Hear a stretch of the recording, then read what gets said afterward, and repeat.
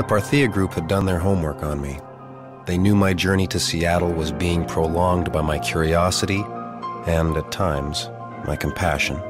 So they seduced me with a clue and a promise of salvation, not only for me, but for all mankind. NORAD was tantalizingly close, but I resisted the temptation because there were still too many questions about Parthia. Didn't know if they really needed me, or they were just using me, like a canary in a coal mine. Besides, the allure of home and saving my own family was still stronger than anything else out there, especially in the lonely dead of winter. After the fall, time went the way of technology, becoming largely irrelevant. The need for calendars and schedules vanished right along with society. Hadn't even noticed. It was the holiday season. Just in time for lunch. Don't get many visitors around here. This was the home of Thaddeus J. Gerson III, geologist and amateur clockmaker. But Thaddeus didn't make conventional clocks. His ran on a new cycle every 47 minutes. 46 minutes and 57.9 seconds, to be precise. I told Thaddeus about all the things I'd seen in my travels, things synced up to the 47-minute interval. It was actually pretty common knowledge by then that the EMP was, in fact, a repeating signal. But Thaddeus had discovered an amazing new wrinkle. Studying soil samples for geological changes, he found that cobalt's a natural conductor for the EMP signal. Turns out, with each electromagnetic pulse, cobalt absorbs the energy, then emits a small charge. Works kinda like quartz crystalline watches. That's what gave me the idea. He started using the cobalt to power all his clocks, then realized they worked best as 47-minute timers. He'd even turned it into a business. Already had his first paying customer. Came a few days after he posted signs on the word wall. A member of a group called Team Alpha traded for one of the clocks. We ate my profits for lunch. According to Thaddeus, Team Alpha was conducting an experiment involving the EMP, and they needed to know the exact second when the pulse hit. I was intrigued, to say the least. Thaddeus said he didn't know the scientific details about the experiment, other than their goal. They're trying to send us back home. Send us back home. The very thought gave me a rush. But it was their theory that had me reeling. See, Team Alpha believed it wasn't the rest of the population who had disappeared from the Earth. It was us survivors who'd vanished.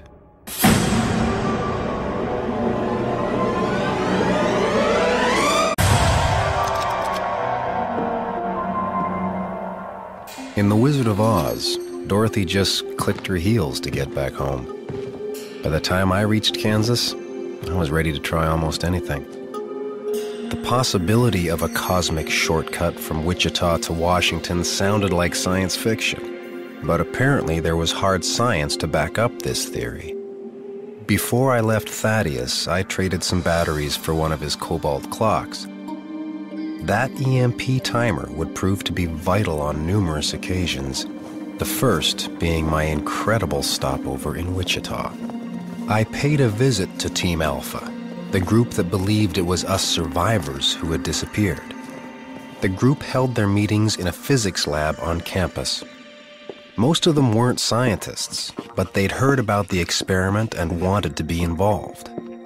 They invited me to join, said there was always room for another able body. What we really need, though, is somebody who can crack this equation. Harold Keeler was the brightest of the bunch, a grad student in physics who tried to explain their theory. The professor thinks the Higgs field is the key. I'm calculating its threshold to see what amount of energy is needed to rip the field's topology. These calculations are gibberish. You're forgetting the field is infinitely iterative. The professor was their leader, Dr. E.W. Hunter, a guest lecturer at the university the day of the fall. My theory is quite simple. The EMP caused a cataclysmic shift in our universe that, for all intents and purposes, created a baby universe, another dimension where we now reside. In other words, we're not in Kansas anymore, Toto. To hear the professor explain it, it almost sounded plausible. Still, I had some questions, like what else he knew about the EMP. It was obviously some type of classified weapon, capable of producing a pulse exponentially larger than anything witnessed previously. The only real mystery is why anyone would unleash such a destructive force. Probably some bungled test by those dunderheads in Washington. I wanted to believe it was possible, but I still didn't understand how Team Alpha was going to send us home.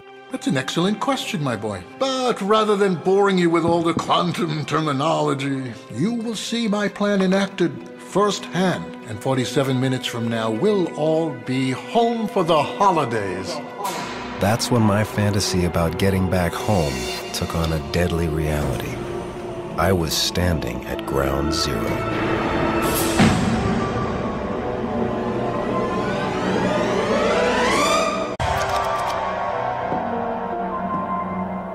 True science is based on verification. Theories must be mathematically proven or they're discarded. But some science exists in the realm of theory, where nothing can be proven. Hard as it was to believe, Team Alpha had raided a nearby missile silo and acquired a thermonuclear warhead. Now, with its detonation system shielded to withstand the EMP, the warhead was set to blow on Professor Hunter's command. 5 months I have been planning for this day. For a chance to escape this godforsaken wasteland. I was scared, didn't try to hide it.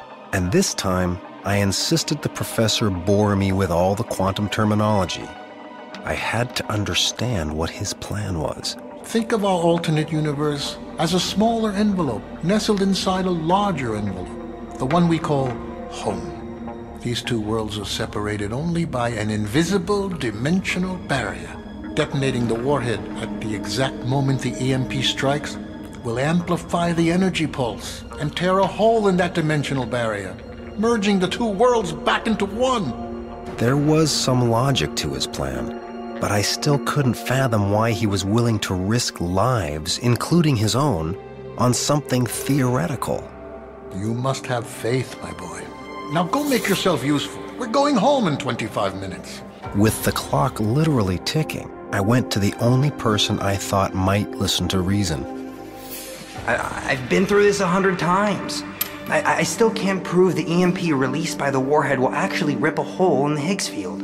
I pointed out to Harold that maybe the equation didn't add up because the professor's theory was wrong. No, the professor's right.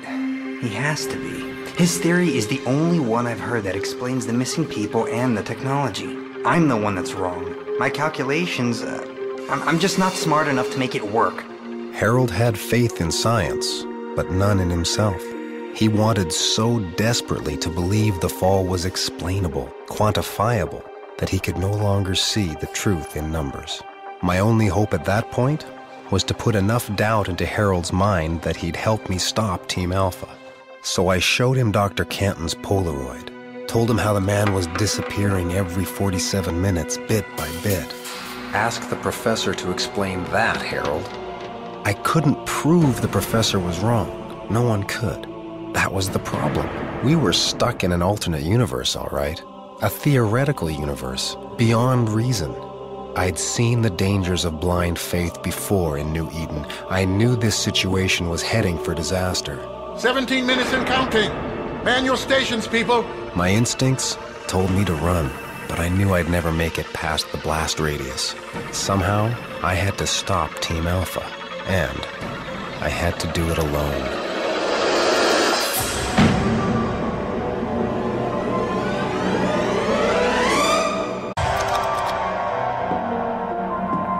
Emerson said that no man has learned anything until he knows that every day is doomsday. Since the fall, I'd faced a few doomsdays, but I'd never faced the imminent detonation of a thermonuclear bomb. Team Alpha's plan was in full motion, and to make matters worse, word of their plan had spread. People had come from miles around, hoping that today they'd be going home. Gather round, everyone. We must be near ground zero to reach the portal. Since no one was listening to reason, I had to find a way to deactivate the bomb, and then it came to me. I could use the EMP itself. If the shielding cover on the warhead was removed, the EMP would fry the internal circuits before it exploded, rendering the weapon useless. Unfortunately, Team Alpha had already planned for this, that someone might have a change of heart. I begged them to reconsider Professor Hunter's theory, told them to wait at least until it could be proven. But the professor had offered them the one thing everyone wanted: hope. Something no amount of logic or rationality could overcome. Poor boy. He's obviously scared. No shame in that. Tie him up. Harold was gone. Didn't know if he'd had second thoughts and bolted, or if he was still fretting over that damn equation. And it didn't matter. I was tied up all the same, for my own good, right near Ground Zero. That's when I learned the truth about Professor Hunter. Turned out, he wasn't even a scientist. He was a professor of literature, with several moderately successful science fiction novels to his credit. It wasn't a scientific theory behind this madness. It was the plot of one of his novels. At that moment, all I could think was that the professor was some deranged megalomaniac. 1 minute and counting. We're almost home, people. I actually started praying there was some truth to his theory, that he was a genius, and I was the fool for ever questioning him. Funny what you'll believe when you're facing your worst fears, when you're facing a real doomsday.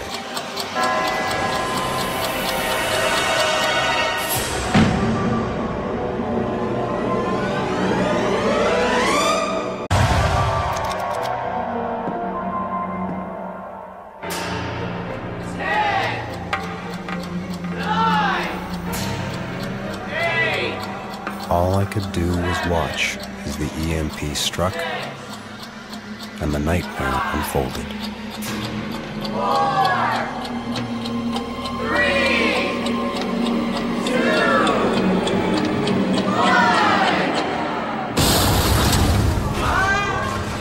1. But the warhead didn't detonate. Harold had removed the shielding cover so the EMP would fry the circuits. The more I thought about that photo you showed me, I realized there had to be a biological component to the fall. Something beyond physics, and honestly, way beyond me. This can't be. This isn't the ending. There's a whole other chapter. It wasn't a miracle that saved us after all. It was scientific deduction, a welcome return to rational thought. And when I revealed to Team Alpha who the professor really was, they abandoned him. All but Harold. Wait! Don't leave! We can get another bomb! It's okay, Professor. We'll try another approach. Something less radical. Yes. We must find a way to suppress the EMP. But remember, Higgs field is infinitely iterative. In the end, Harold realized the same thing as me. The professor wasn't a megalomaniac. He was just a writer. A man who'd been so traumatized by the reality of the fall, he retreated into the fantasy of his own fiction. Harold couldn't prove Higgs field existed, but he did prove there might be hope yet for humanity. Still, the image of that bomb falling, that really got me thinking. It had been almost 10 months since I left New York.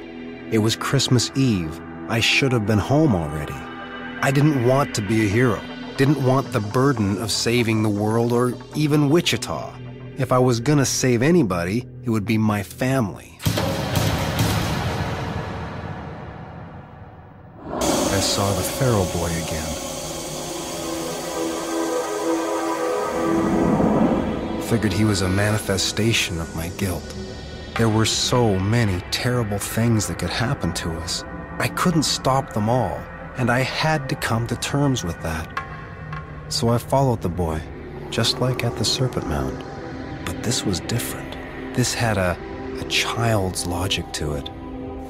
And then I realized I was in his nightmare.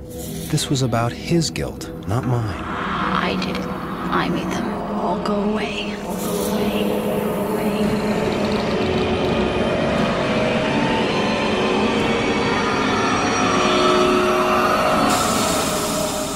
I woke up in a cold sweat. My mind was spinning. Why did the boy show me that awful vision? What was our connection? Was he alive, or Dad? And was it possible he might have actually caused the fall? It was becoming increasingly clear that in this new world, anything was possible, miracles or disasters, if your belief was strong enough.